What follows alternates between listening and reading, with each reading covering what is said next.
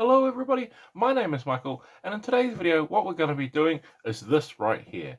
So if that looks interesting to you guys, please carry on and watch the video. And also one more thing before we get into the video, if you enjoy what I do here, please don't forget to leave a like, comment and subscribe. It really helps me out and lets me know you enjoy the video.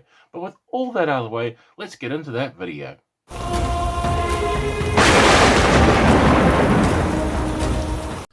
Okay, so we're going to be painting up this Barbarian here, sort of like a Barbarian chieftain. It looks really cool, and he's actually a metal model. So one thing you want to do with whenever you're painting up metal models is you want to make sure that when you place your primer on, that you make sure you've got it covered all over, so you've got nice and easy adhesion for your paint. But as you can see here, I'm starting off by painting the skin of our Barbarian here. I believe the actual model is called a Dramatic Chieftain. So sort of like this nice rugged outdoor wilderness, like northern barbarian sort of guy here. And I'm just going off with sort of a neutral skin tone here, and of course I want that to be my base layer, and just making sure that we give good overall coverage to our areas where we've got that exposed skin. Then once we have that skin all complete, what I'm going to do now is I'm going to come in with some basalt grey.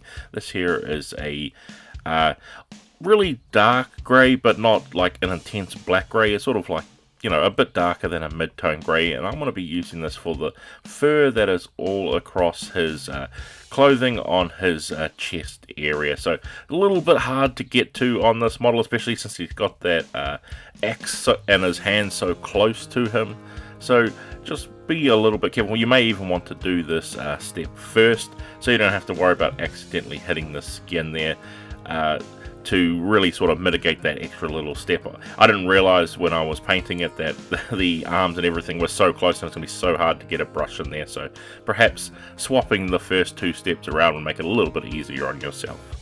Then once I have all that fur on his chest completed, what I'm going to do is I'm going to come in with a khaki colour. I want a nice light colour, and this is going to be for his boots. So with this model, I'm going to be going with a lot of sort of like earthy neutral colours for the entirety of the piece. You know, I want him to be this wilderness sort of barbarian, so he's sort of scavenged all of his clothing, as hence by all the fur and stuff he's wearing. So he's sort of a real live off the land person, so I want to try and reflect that in a lot of the colours that I'm using here, and try to give it this nice earthy neutral sort of color palette on the entirety of the model. So that's why I'm going with a lot of the colors that I am here. I'm going to continue going with a lot of the earthy neutral sort of colors. Then once we have those boots picked out, what I'm going to do is come in with some black grey. Now this here is a lot darker than our basalt grey we were using before. In fact, I used the basalt grey to highlight this black grey that I have here, so I'll probably use it in the highlighting stages a little bit later on. But for now, this is a lot darker, and this is what I want to be the base color of my pants. So because I'm going to be working with a lot of like earthy tones here, I'm going to be using a lot of like browns and really nice colors like that. So I need to try and switch it up a little bit, but keep everything sort of nicely separated so you can tell what each part is. So I think going with just a nice neutral sort of black there to separate out the colors is just keeping it nice and safe, I think. Then once I have those pants picked out, I'm going to come in now with a cavalry brown. Now this is actually a reddish brown, so I'm adding a pop of color into this piece, so giving little areas like this, you know, it's still going to read off as browns and working with a lot of the other browns that I'm going to be using over this piece. But having that like slight pop of red in there is still going to make it nice and distinct. As well as that too, gives it a little bit of eye-catching piece of colour over the miniature as well. So that's why I went with a cavalry brown here, to still tie in with all of the browns and earthy colours we're going to be using, but just by having that tint of red in it, giving it that little bit of pop of colour while still working with all the other colours. Then once we have those areas picked out, I'm coming out with a mahogany brown, and this is just going to be used nice and simply for the shaft of our axe here. Just super nice. And one thing you do want to be aware of though is because he's holding that axe so close to his chest, you want to make sure that we don't hit any of that fur we painted in the previous step. We're okay because we're still on the base coat, so it's not too bad to tidy up, but it's a good way to practice a little bit of brush control with pieces of the model that can be so close together. Then once we have that handle of that axe picked out, I'm going to come in with one of the colors that I'm going to be using now, and this is going to be giving out bright color but still sticking with that earthy theme, and I'm using a green here. Specifically for this one I'm using angel green, so it's a nice dark sort of forest green.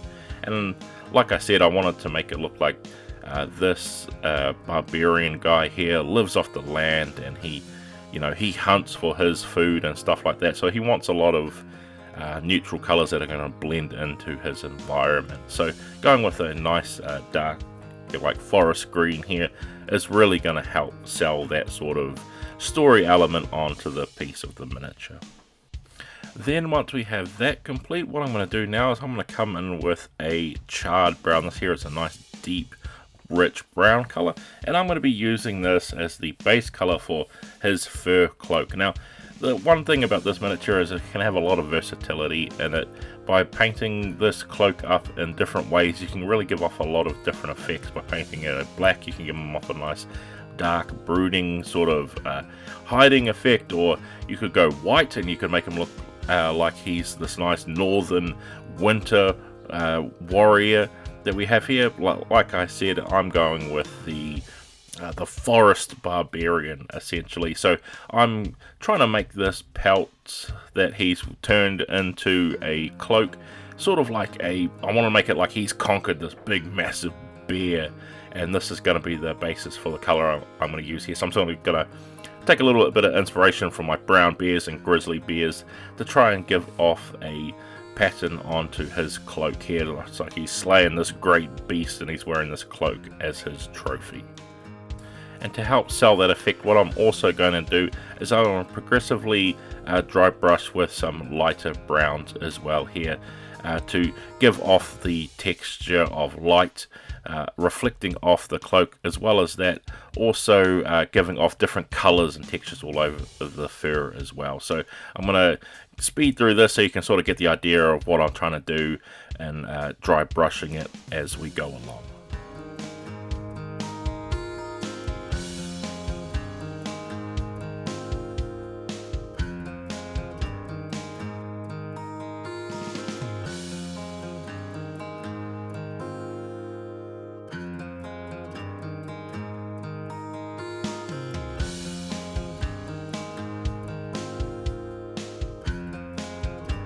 So now we have the colors for that cloak down. What I'm going to be doing is I'm going to be coming with the contrast paint here.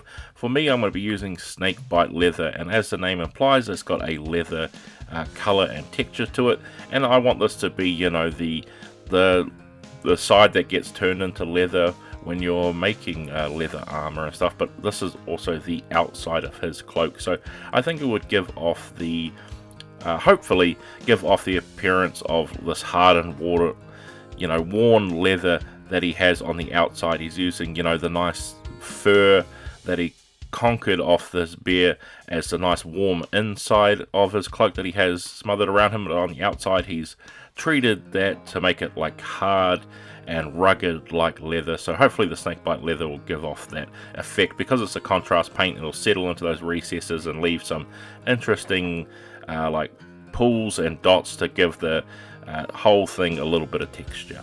Now that we have that cloak done, what I'm going to be doing is I'm going to come in now with another contrast paint, and this time it is going to be a Griff Charger Orange, and this is because I want to give him a nice standout pop of color, and that is going to be his hair color. I'm going to make him a nice bright vibrant sort of red head, but I want to come in with a first layer here, and doing a contrast paint is going to work great for this because it's going to settle into all of those nice recesses of the sculpted detail. So giving that, of course, a nice careful precision. As you can see, I'm using a fine tip brush on there, making sure that I really get into all those areas, because he's got this nice sculpted beard on his ponytail and stuff, all sculpted in. So I want to make sure I get all of that, and I want to have as much control as possible, so I switch to a finer point brush so I can really get all of those areas covered.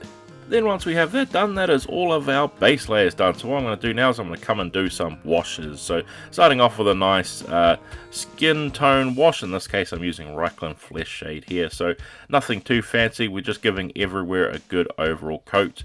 And of course we want to make sure that we're wanting it to stay away from pooling in the areas we don't want it to. One area I do actually want it to pool is into the eye sockets. I'm not going to worry about painting the eyes on this model. I want to give him this nice sort of like scowling look. So he's looking menacing and intimidating from the distance, sort of like he's aiming down and he's got shadow over his eyes. So I'm going to leave out and painting the eyes, but I want a lot of that wash to pool in there to give this dark, like overshadowed effect. Hopefully anyway. Then once we have that completely dry, what I'm going to do now is I'm going to come in with some Agrax Earthshade. Now this is going to be used for the entirety of the rest of the model that we've painted up so far, giving it a good overall coat of brown. And this is going to, of course, tie all of the colours together, because like I said, I wanted him to be this forest guardian, sort of barbarian huntsman, and I wanted him to have like all forestry and sort of neutral tones. So giving a brown wash over everything is going to help like cohesively tie everything together. And of course some of the pooling I'm not even going to worry about too much, especially onto that cloak, because all it's going to do is add in a little bit more texture. Of course I don't want any like puddle stains on there, so I want to be a little bit careful, but I'm not worried too much if it's running a little bit extra into some places, because it's going to look a little bit like dirt and grime is built up. Then once we have that all complete, what I'm going to do is I'm going to come in with a metallic color now. In this case I'm using gunmetal, and I'm going to be using this to paint the head of our axe. So a nice simple color here, any sort of metallic color is going to do, and it's just going to give that nice, of course, metallic hint like we want there. So nothing too crazy or ambitious here, we just want to keep it nice and simple and make sure we give a good smooth coverage over that big flat surface. Then once we have that completed, what we're going to do is we're going to come in with the highlighting stage here. And for me, I've just chosen a lighter flesh tone. So whatever color you use for your original skin, you just want to use sort of like a light up, or even mix a little bit of white into the original color you use to lighten it up, so we can pick out our details. And giving it a good overall pass of the areas where the sun is sort of like naturally going to hit on the model. In this case, the sun for me is just nice and simple. It's just coming down from right above him, so we know the areas we want to be picking out that are super easy. So it's just a matter of, as you can see, I'm skimming with the side of my brush to pick a lot of those really hard to get areas like the tips of the fingers, and it really does give you a nice easy way, especially when the miniature is nicely sculpted, to pick out those little ridges rather than trying to paint them individually with the tip of your brush. So just a easy little trick there that you can use to get all of those areas easier without having too much overspilling of your highlights. Then once we have that skin highlighted up, what I'm going to do is I'm going to come in with Guardian Green here, and this is a lighter color than we used for our original one, which was an Angel's Green. So I'm just, all it is I'm just stepping it pretty much a shade or two up. To solve this, you could easily add a little bit of white into whatever color you're using to shade it up, but fortunately for me, I have a brighter color that also works with it here. So what I'm doing is I'm just going through and picking out all of those highlighted areas, and since it has it with these nice folds into the piece, it's actually quite easy to pick out all of the highlighted spots. Then once we have that complete, what I'm going to do now is I'm going to come in with some orange fire, and this is of course going to be for his hair color. Like I said, I wanted to have some nice and vibrant orange here, so I'm just going along with my fine tip brush and going around and carefully trying to pick out as many of those sort of high points of the hair as possible. As well as that too, I also painted up the highlights for the metallic areas, and I added a little bit of metallic areas to the scabbards that he has on him for his other weapons that are along his belt too. Unfortunately, the footage corrupted, so I wasn't able to recover that, but it was simply just coming in with a lighter color of metallic, in this case like a shining silver or a mithril color, and just picking out the areas where the sunlight would naturally hit. For the areas like the scabbards, I just painted those in so they were nice and bright and vibrant. But with all of that, I think we have finished painting up our Barbarian here. So what we're going to do is we're going to go into some glamour shots.